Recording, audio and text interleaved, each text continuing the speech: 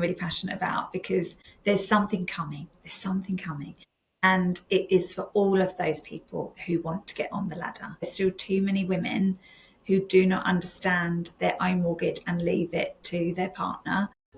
Welcome all to our financial wellness podcast, From Roots to Fruits, where we nurture our roots to grow more delicious fruits. I'm your host, Arlyne. Let's get started. The past few years have been really turbulent. It feels like we're on a roller coaster when it comes to properties. If you are someone that wants to buy a property or sell, if you already own a property and now you need to remortgage, or just understanding how the market works. Even if you're a renter, then it's really important to understand how mortgages work. How can we even wrap in your head around all the things that have been changing so quickly over the past few years? So I was really excited to speak to our next guest because she demystifies, because she's on a mission to simplify mortgages. She has been on various platforms, including ITV, and also she is so great at social media, from Facebook through to Instagram Lives. And I was really warmed to her approach in terms of educating everybody. But she is also a mom, she is a business owner, and I'm excited to learn about her journey, her story, and how she is managing it all.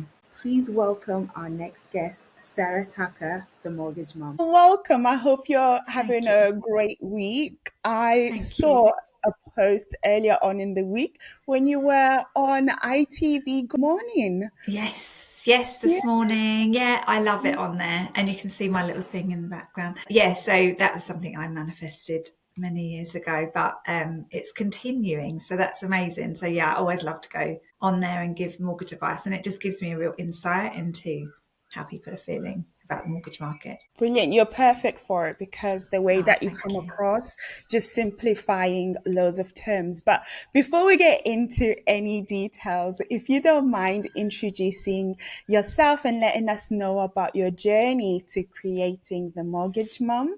Yes. Well, this could be a rather long story, but I'll try and keep it short and sweet. When I started the mortgage mum, I was a mum of 2 children. And when I started becoming a mortgage advisor, I was a mother of 1 child, and they are the reason that I do what I do now. The reason being is I wanted to be at home more initially. That was my initial driver. Is I was a legal PA in London. I didn't feel connected to the work that I was doing once I became a mum, probably a bit before. And with my daughter being at home and me in London, I live in Leigh-on-Sea in Essex, it's about an hour away. I just felt like it was fine for now. But I saw a world where she'd be walking to school with someone else on those days and coming home and me not being around. And I just thought, I need to do something different. I don't want to be in that position in 3 or 4 years' time. And for some reason, divine intervention, mortgages came in my head. I previously worked in mortgages as an administrator before the credit crunch happened. And I loved it, genuinely thought, this is so interesting, which I know is probably why I'm the mortgage mum, right? Because not many people find mortgages interesting, but I see them as such a facilitator for so much more than just a money conversation. Yeah, so fast forward to when I went self-employed. I had 2 children by then. So once I made this grand plan that I would build a client base while doing it all, having my toddler, getting pregnant, and building a client base on the side and working in London 3 days a week. And it worked quite well because I was different. I was quick, I liked speedy service. So that's what I always endeavoured to give. I WhatsApped people to communicate. I'd ring them late at night. I think it was just less formal, more personable.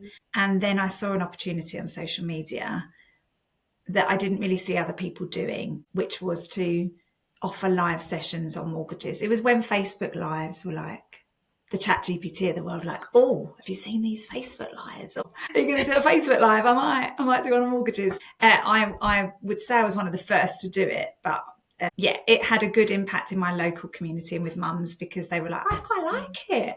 Never think about mortgages, but you're helping to teach me.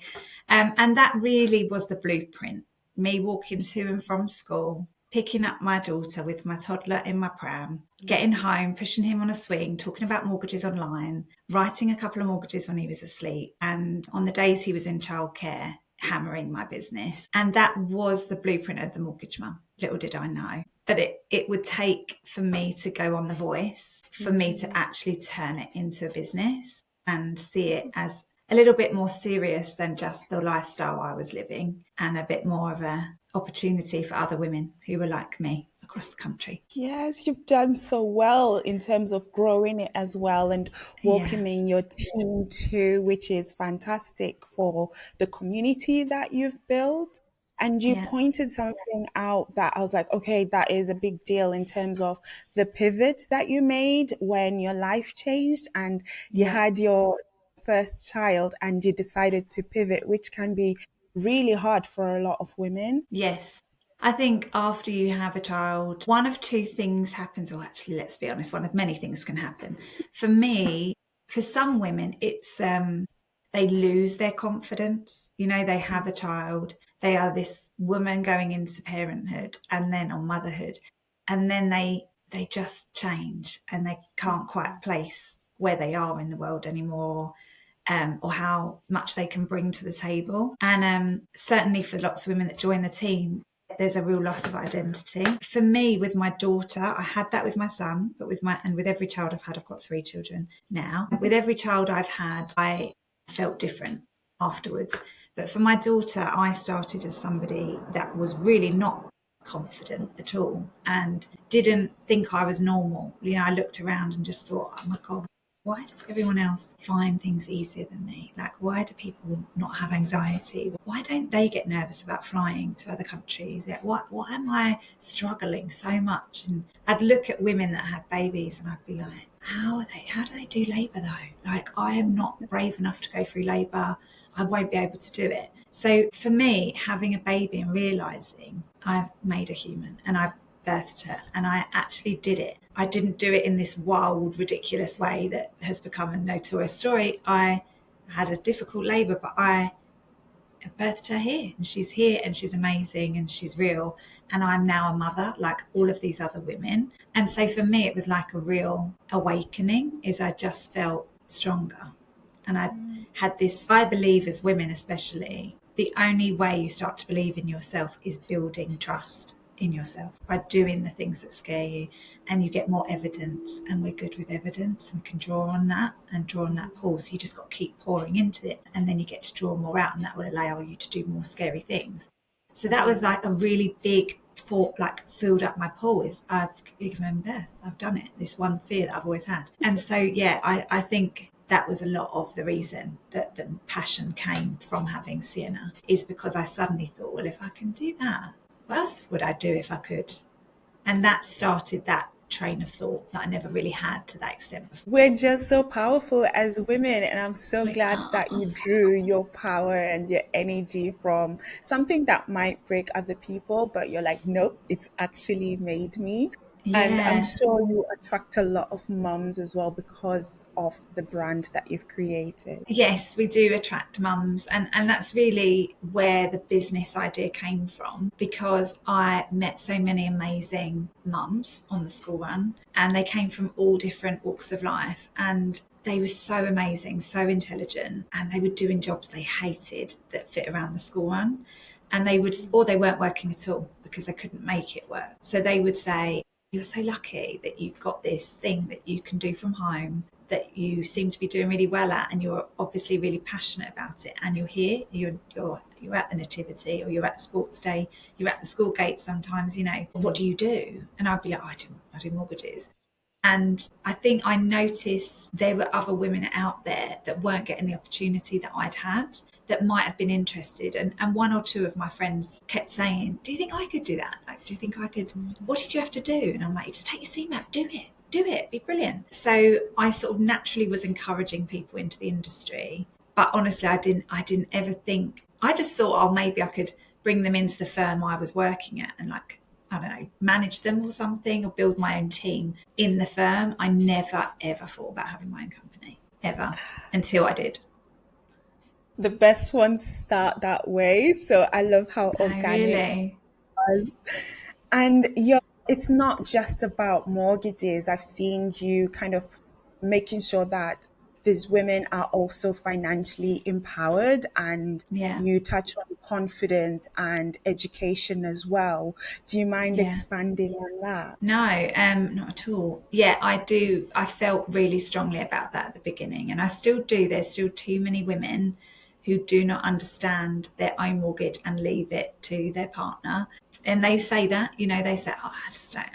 He sorts that out." And I want to show them how much power they're just giving away a little bit, just because of the power it gives you to understand something that greatly affects your everyday life and your choices. And everyone can learn it.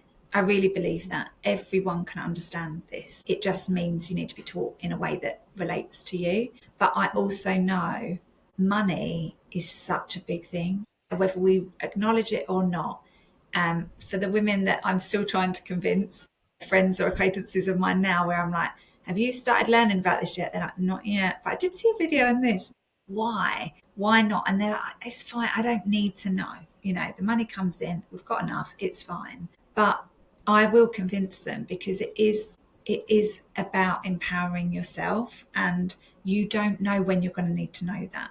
It's not always, life isn't always going to look the way it looks today. And if there's one thing that nothing and no one can take away from you, it's your knowledge and Mhm. the skills that you have from that knowledge and the power it gives you. And money is at the center of all of our lives, whether we like it or not. It is, it is. Even if you don't place a lot of value on it, you would if you didn't have it. So Mm. it's so important to understand it and to maximize your understanding. And especially how the world has been the last few years, you've just got to all get more savvy to just survive what's going on, the inflation and the cost of living, and the fact our food shopping bills have doubled in cost.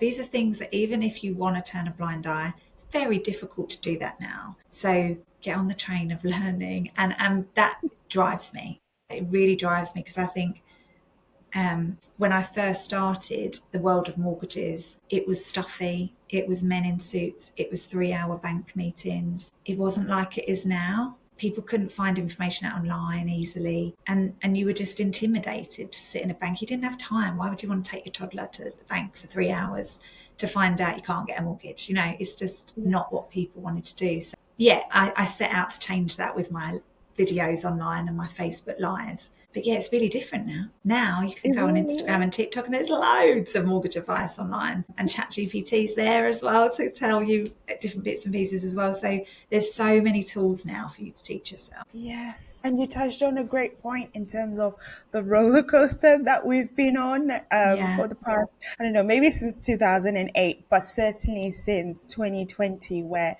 it's felt like you can't yeah, depend on the way things look like right now. But I'm just thinking about the first time buyers that are, as you mm, said, sometimes if it doesn't affect you, like if you didn't have the money to buy a place, then you're not really researching it. But first time yeah, buyers, like when I was a first time buyer, that's when I was actually clued in, because now it's affecting me.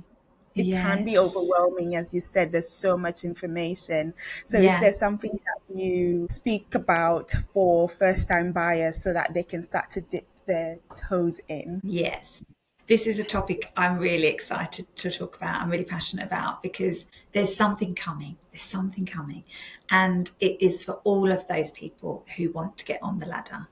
Hmm. And if you just look in the world of TV, I'm going to point out the gap that we're going to fill with this. And you've got your programs about for homeowners, like Martin Lewis is amazing, the way he talks about, on the Money Show, bills and how you can really save, and people really trust him. You've got location, location, location, teach you how to buy a property, gives you a bit of a window, grand designs. There's so many, move to the country. There is no program that is showing people how to get on the property ladder, the basics, the intricacies, the products, the opportunities. And probably because, if I'm honest, till this year, the landscapes looked so negative, like it'd be the worst program in the world. Like, how to get on the ladder, save 60 grand minimum. Good luck, everyone, and hope to see you on the other side. Like, good luck. Now How to it's get on? You yeah, can't. yeah. You can't. I'm sorry. I'll see you when you're in your 30s and you've saved your whole life. And yeah, you'll have to have 60 grand or really wealthy parents. Okay. Otherwise, that's the whole series. It would just be rubbish. But now, the problem I now face is there are so many opportunities for first time buyers. There are 100% mortgages. There are 95% mortgages. There are mortgages that you don't have to have a deposit if you've been renting for long enough and you can demonstrate your rent. The FCA are changing a lot in the background to make it easier. They're being pressured by the government to make it easier for people to buy. And I have a front row seat. I can see what's coming and what's here. And the problem I have is not enough people know. And even if I go on this morning, I can't reach everyone I need to tell that is actually going to make a difference to the mindset of people who think they're just going to wait till they're in their 30s to get on the property ladder. But actually, that might not be the case anymore. And I wish they were taught at schools, and I know you probably do too. But instead, we need to tap into that gap and say, here's everything you need to know. The small granular details of what you can do every day to the bigger picture things of what happens when and how much do you need to earn to get X. So yeah, I think it's a whole TV series. I think it's multiple seasons. It's definitely a YouTube channel and it will be coming to a screen near you soon because it has to. I'm really passionate about it. If you are listening and you are an aspiring first-time buyer, the key message is to start learning now, whether that's talking one-on-one to someone, and if they won't talk to you, go somewhere else because they are short-sighted advisors and they are not representing our industry well. There are people out there who are happy to work with you for years before you need a mortgage, and we want to really give you good habits and empower you. So just, yeah, if you're thinking about it, just find out as much as you can how far away you are now and then get those steps in place. So yeah, this is a topic I could do a whole podcast episode on. Yes. Well, I'm definitely going to be watching and listening, and I love that Yeah, exclusive that you just gave us I there. know. And Yeah, hearing you speak too is just there's like some trust there. I can genuinely feel like, okay, this person cares about getting first time buyers in, mums in, and everyone kind of comfortable understanding yeah. mortgages because as we said it can be really overwhelming. And I mean, from what you hear right now from maybe your audience or your clients, what's the common fear that you're hearing from them and how can you help them move past that? I think there's two fears. One is how much deposit. Well, actually, there's three. There's probably even more than that. But number one is definitely deposit. Deposit's still a huge barrier. And there is a real divide between those who have parents that can help and those who don't. And as an industry, we're really trying to support the ones that can't because there's a lot of support out there for those people whose parents can help. And we don't want that. We want it to be fair and equal for everybody. That's something in the background that's being looked at. Deposit is a big thing, but that's being looked at too, right? There's 100% mortgages, there are 95% mortgages, and the government have just guaranteed the freedom to buy scheme for longer. So that's really good news. I think the biggest worry is the affordability, and it's been a big challenge for people, but again, that's recently changed. But even if you tell someone they can afford a mortgage, everyone knows how expensive things are right now. And everyone's sort of still like, oh yeah, but how would I make that work? And what if rates go up again? Because now we've seen it. Previous to the last few years, we lived in a declining rate market, and most of us have never seen the rates go up again that are in that first time buyer category. So really trying to convince people that they can afford a mortgage and give them the empowerment that they have got it in their budget to do it, and but then feeling that confidence is a barrier as well. Because people are like, yeah, but what if this happens? And again, you've got to learn what does that mean, and we'll explain to you your mortgage affordability has already taken that into account. We have to look at what does this look like if this happens, and we have to make sure you're still going to be okay. But that's why I think we need to teach people about money in general as well in the transaction. So talking about how much they should save or invest from the outset so that they're not just buying property and then chasing their tail forever, until they pay it off. I think I said there was another one and I've now forgotten what it is, but there is another barrier. Deposit, affordability, The probably fees like that can come a about.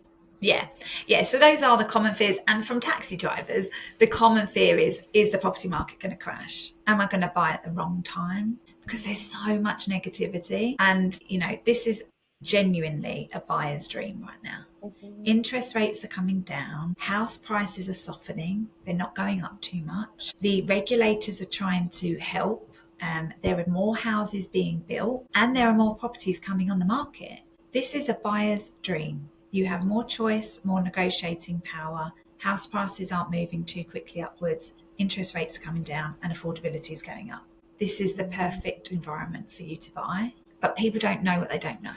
So it's our job to teach them and encourage them. Amazing, amazing. I mean, you touched on we've been talking about buyers, people that are getting into the property market. And I'm going to ask a selfish question now because my Yeah. mortgage is up for renewal. And as you know, Okay. the interest rates, the Bank of England base rate is now 4%, meaning the deals Yes. available right now are looking better Yeah. than what we've seen in the past. And I was shocked as well when interest rates were going up to 5, 6%. It just felt so. Yeah. But as you said, this isn't a new thing. They have been high in the past. So, Yeah. with all of that said, the deals that are available are 2 year, 5 year, and a 10 year deal between like 4.5% to 4.9. Is Right. if you can guide me selfishly, that Yeah. Yeah. So let's give you live guidance on your podcast, obviously at this time of recording. I don't know when it's released. Okay. a quick second to talk about Risk to Fruits. We are a financial wellness community. We've got a platform and we're supporting professionals and business owners to manage their finances. This ranges from coaching sessions, one to one, group sessions, supporting people in the workplace, and supporting business owners with accounting services, bookkeeping, payroll. We're here to support people that want to take control of their financial future. I'm excited to say that we are 5 years old now and our community is growing every day. Check out our website to learn how we can better support you. So first thing I would do as your advisor is I'm going to look at the swap rates first, which is the cold look at what you could think about. And then we're going to talk about you. What's going to happen in your next 2 years, 5 years, 10 years. So if we look at the swap rate market, so that's the SONIA swaps, and that is what governs the fixed rate. So people look at the Bank of England, but there's something called swap rates, which is the rates of exchange between banks that are exchanging money. And they are our crystal ball if we ever have one. If there's ever going to be a crystal ball, it's that. Now, what I can see is that the 2 year and the 5 year swap rates are much lower than the 10 year. And what does that tell me? It tells me that probably the market is expected to be very similar in 2 years to 5 years, and that rates are probably going to be around the same because the banks are lending that at 2 years and 5 years. So they obviously don't think one is better than the other specifically.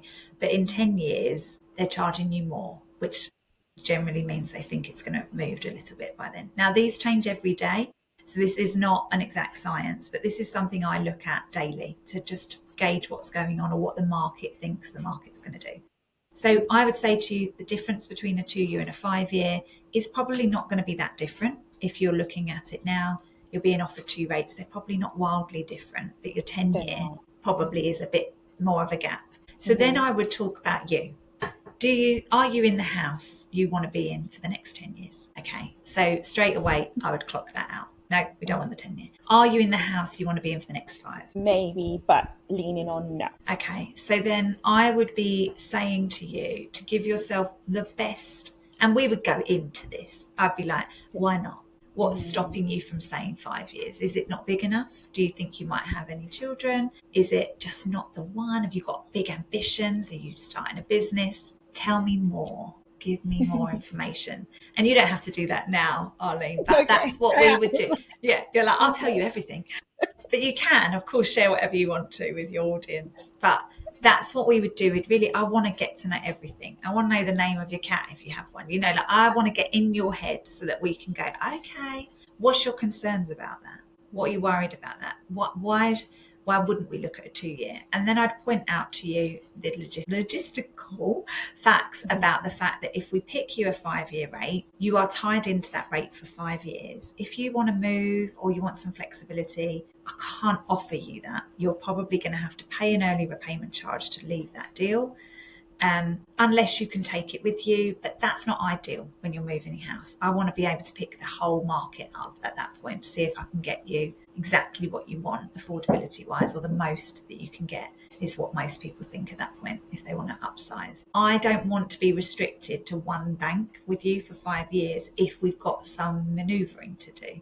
So I would be encouraging us to then look at a 2-year and say to you, okay, let's talk about worst case scenario with the 2-year. 2 years time, you say, I'm not moving. Oh my God, I can't move. And then what does that look like? Okay, well, we can do another 2-year, or we can do a tracker rate, which means you're not tied in. We can see how you're feeling. We can feel it out a bit longer. And this is the sort of conversations you should be having with your advisor. And if you're not, you really need to look at that, because that's how personal this is. And as AI comes along, it's only going to heighten the connection you're going to want with your advisor to talk outside of your ChatGPT conversation style that you'll be able to access on the internet anytime with any robot. But it's this that matters. It's that helping you tune into your gut and us giving you all of the facts so you can go, you know what? Yeah, I've thought about it. I think you're right. I'm going to go for a 2-year. And I want you to make the decision, not me. Oh, you should do a 2-year. Come on, let's just process it. I want you to go, I thought about it and I feel really good about that.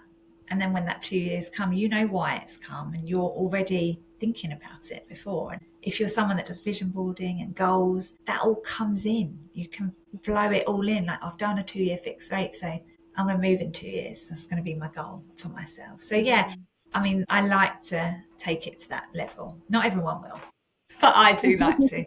Does that help you with your mortgage It really does. I dilemma? was told when you said we're now doing vision boards, we're looking at the rates. There's a practical approach and a little bit of vision boarding in them, Yeah, manifestation, all in a yeah. mortgage advisor. So I love it. As I say, not everyone will, but that's what we like to do. That's what we try to do. Brilliant. And in terms of, I like how you said that it's tailored to the person.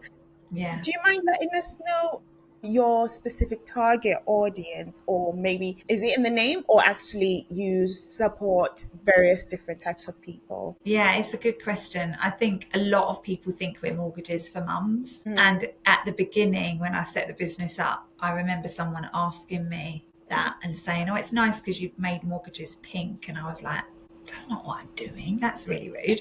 That's not at all what it is. And I get it because it is the mortgage mum. People naturally think we're for mums. But genuinely, our audience online is largely female, but our client base is like 60-40 in favour of women. So a lot of men come to us because for 2 reasons. One, because they are really close to their mum and they trust their mum and they go, I just felt like I could trust your brand, or they respect, what they've seen. And others are in so much support for what we give to working women and mothers in particular, having had their wife go through XYZ with their own career, that they want to give us a chance to support them because they respect the bigger kind of mission, which is really nice. However, my goal is that we just are so bloody good at what we do and so passionate that anyone uses us just because they really want to be looked after. But certainly for the first few years, yeah, I would say we were largely mums to begin with, and then we kind of broke through that barrier after the first few years. I love that. That's how great, like when people refer you, so then the Yes. service is perfect there. Yeah. And you did mention that right now it's a buyer's dream, which is fantastic. But Yeah. what about sellers? What do they have to think about right now? It's a good question. Sellers have got to know there's more competition on the market, but most people that are selling are buying too.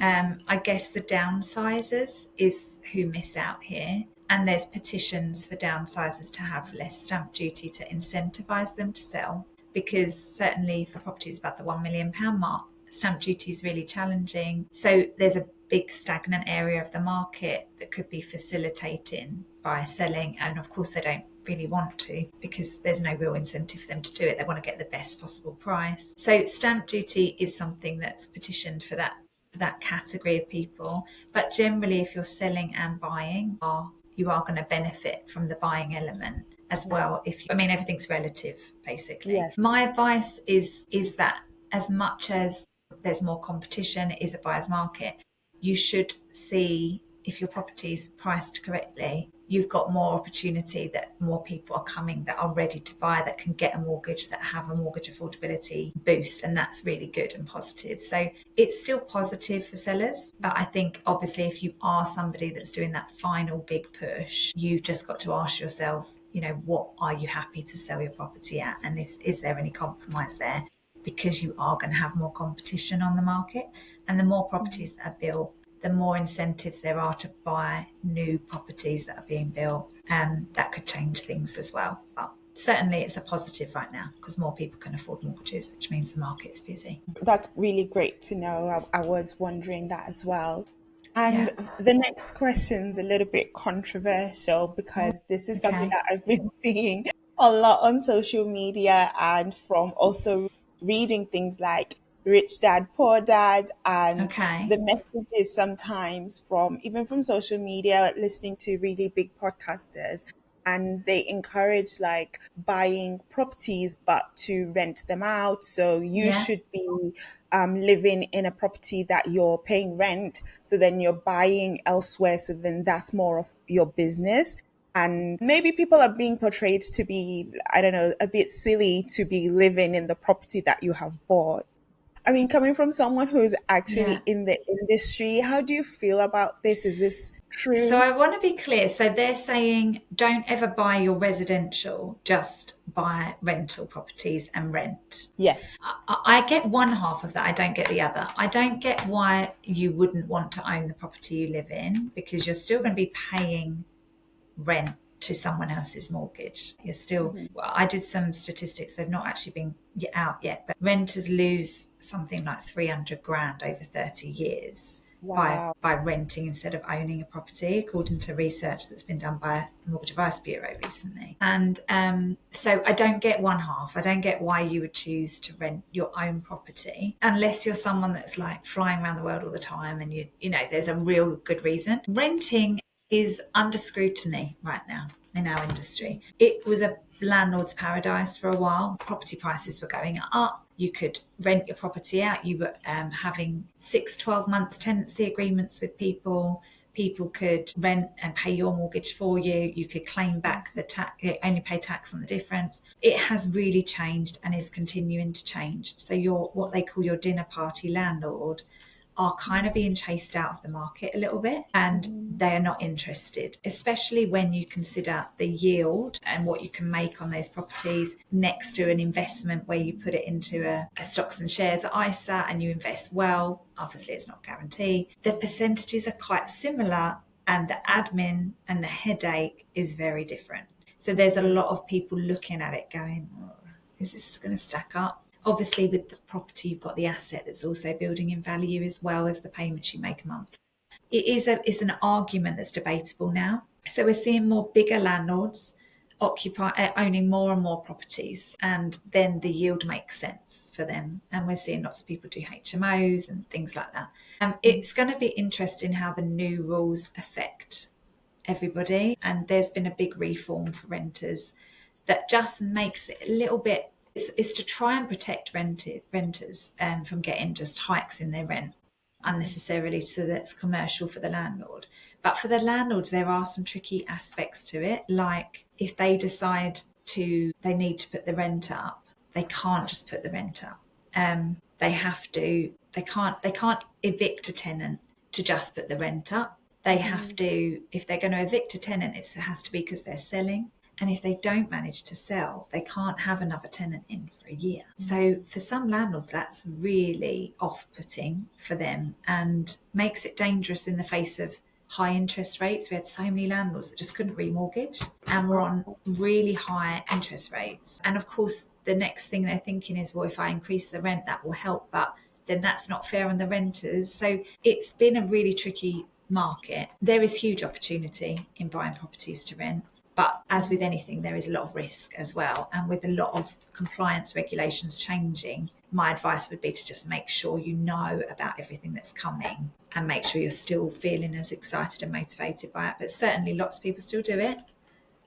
You can probably tell it's something I'm debating. I'm like, what do I think is the best way to invest my money in the future? And the jury's out a little bit, unless you're going to go. Do let us know when you make that decision, because I I find it will. really interesting. And you have said it's like a business and you can't just start these things. It's not going to be as easy as you think. You have to put in the time Yeah. and the effort and do the research beforehand. Yeah, and I tell you, an area of the market that is up and coming is commercial, buying commercial Mm. property to rent out. But you have to have experience in landlords and being a landlord before you can become a commercial landlord. So everything, if you know why you're doing what you're doing, my point is it could be leading you to something bigger. And there's definitely opportunity in property always.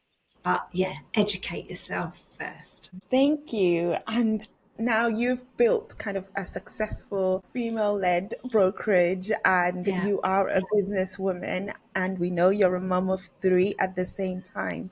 I just yeah. wanted to touch on that, going back to a little bit of more personal questions in Okay. asking how you've juggles the right word, is balance Yeah. the right word? How are you doing it? How are you managing it all? Yeah, it's a hard question to answer because I sometimes I don't know, honestly. I think I am it's something I'm questioning at the moment. I think I'm a very high functioning person, as in I don't relax easy. So Mm, I actually need to learn how to not be busy.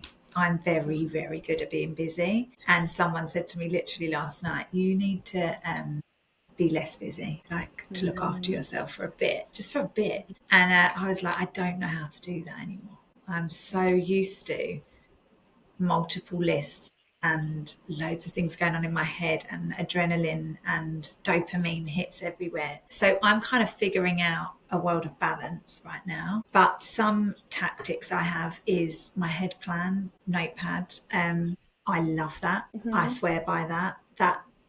I don't know if you know about it. Have you heard of it I before? don't actually. I was gonna ask. It's so good. So it seems like just your average journal, but it's not. It's very goal orientated, but it also helps to break down all the areas of your life. So every week, at the start of the week, it has family and friends, finance, career, well-being, your personal development, and then your environment. So your home, your car, and you write down some weekly goals in there that you would like to get done that week. And it forces me to think about the things I don't think about. So I know what I want to get done in my business every week because I'm living and breathing it. I know roughly with money as well, but sometimes I neglect myself, or sometimes I'll neglect friends because I'm so focused on that, or sometimes it's very hard to balance everything without being fully conscious of everything. So at the start of the week, taking that time to go, yeah, what's going on with my friends this week? Has anyone got anything major coming up? Yeah. Okay, yeah, my friend Natalie's got that going on. Right, I want to text Natalie Wednesday. I want to make sure she's having a hard time. I want to try and make her smile this week. Okay. Mm, And it just forces me. And then if it comes to me, I'm like, oh, what do I want? Oh, God, I just want a bath. Can't all be encapsulated into one like head plan notepad. Emotionally, I think any mum relates. Some weeks go better than others. Some weeks I feel amazing and I think I'm smashing life. And then other weeks I'm like hating on myself and just feeling rubbish. And hormones have a huge part to play in that cycle as well. Literally, I tell the team all the time, like, don't make any decisions at certain times of the month that are long term because you could feel different next week when we chat.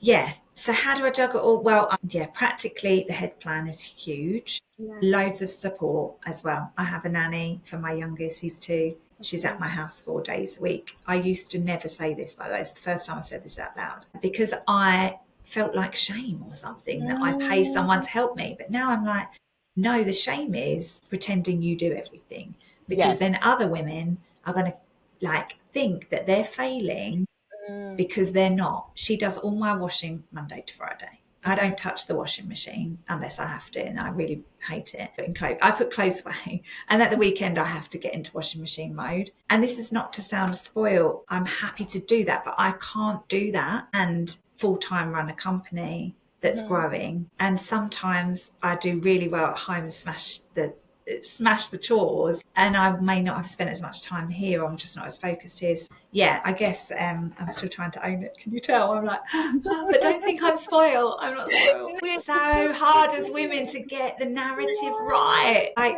I'm demonstrating it. I'm like, oh, first of all, I'll tell them I do everything. Then I'm going to admit that I have help. Then I'm going to go, but not too much help. I'm not lazy. I'm really hardworking. Yeah, it's hard. That's the truth. But Yeah. I'm still here. The kids are healthy. Some days I think I do a great job with them. Other days I wish I was better, and I'm trying. That's Yeah. the true answer.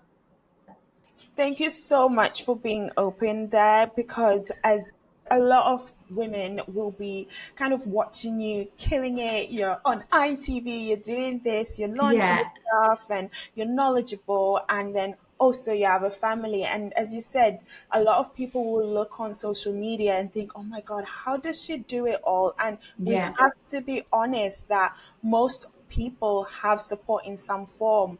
Some yeah, people have, their parents or grandparents will be looking after kids, and that's not shouted about a lot. But when you yeah, pay someone who has the capacity, if that's what you can do, yeah. there shouldn't be any shame, because we cannot possibly do everything. Thank you. So, I feel clammy, slightly sweaty than I was 10 minutes ago, because yeah, I'm just challenging my own self right now, because yeah, I don't know. Not many people say they have a nanny, do they? Like, she doesn't live with us, but she's here 9 till 6, 4 days a week. It really bloody helps. She's amazing. She's amazing. honestly, It's like I having another mum in the house. Yes. So what's crazy is, so I was born in Zimbabwe and we moved to the UK when I was 11. So I then started high school here. But my Right. entire childhood, my mom was working and we had like a living, Oh, we wow. would call them sissies, like sister kind of thing. Oh, But she's practically just like a nanny. And it's such a common thing in Africa. Like, there's absolutely no shame. You're not expected to do everything if you're a mom. And especially if you have a career as well. So I yeah. feel like it might be a British thing, because in other countries it's been normalized as well. And I think we need to normalise it too, because I don't think there's many categories of people that are as stressed as the working mums of the UK, for sure. So we do need to change the narrative. It's going to take people, lots of us like you, to saying that to me. That makes me feel better. And it does take a village. There's a reason they say it.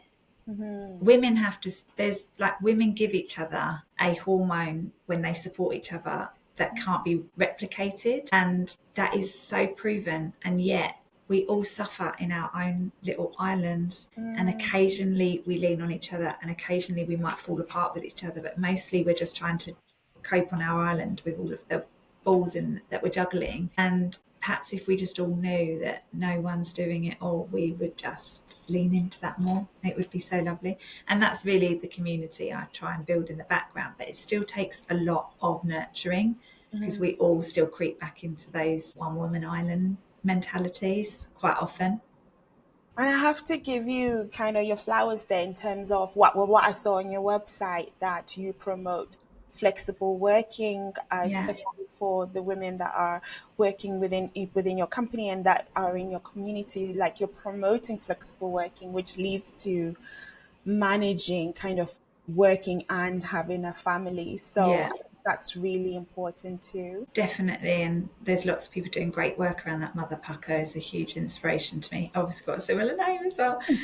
But yeah, it's challenging, because the world isn't built for us. To be honest with you, there's so much wrong. The fact that we can't, like, I'm a self-employed business owner, and I can't put my nanny as an expense is crazy to me. I'm like, that is an expense of my business. Others, I couldn't run my business. There's lots, the school holidays is another thing. There's a lot of things that make it really difficult, even if you are in charge of your own career, that we have to speak up about to try and make it easier. I could talk to you all No, day. it's gone really quick. I know. where we've got some like more industry based type stuff that we can go into a lot more Yeah. detail. And then also I love the business focus and I love just the woman focus of it all. And thank you for Thank sharing. you.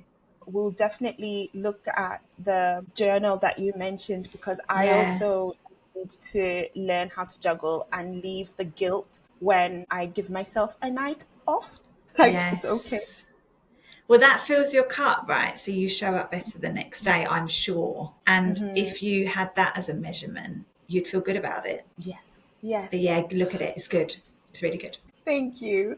Thank I'm you. gonna just wrap us up, if you don't mind, in Of terms of course. kind of like a key takeaways. We call them some seeds for people to sow because we're all about roots to fruit. So Yes. people can plant these seeds. Is there maybe a book or literature or podcast or something that you might recommend for people that are looking to buy? Well, obviously, my podcast would help, the Mortgage Mum Yeah. podcast. But honestly, this is why I say about this on the ladder, because there isn't any literature or anything that immediately springs to mind, honestly. And this is why I think we're manifesting it as we speak, Arlene. We'll come back to this conversation when there's a book and a TV show and a podcast, because there's not really. However, there is lots of people on social media, us included.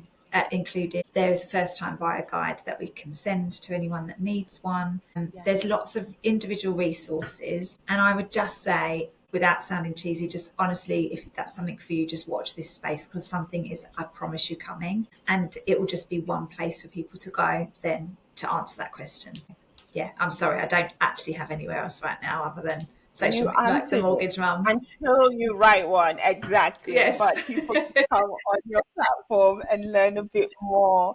And if you Yeah. remind us which platforms that you're on. Yeah, sure. So themortgagemum.co.uk is our website. It's got loads of resources on there, articles, blogs, everything you could need. I'm on Instagram as the_mortgage_mum, I think. But just put the Mortgage Mum, you'll find me. And or Sarah Tucker, I'm on there too. LinkedIn, TikTok, I'm on them all, but my most active is Instagram right now, and obviously the YouTube thing's coming at the end of the year. Exciting.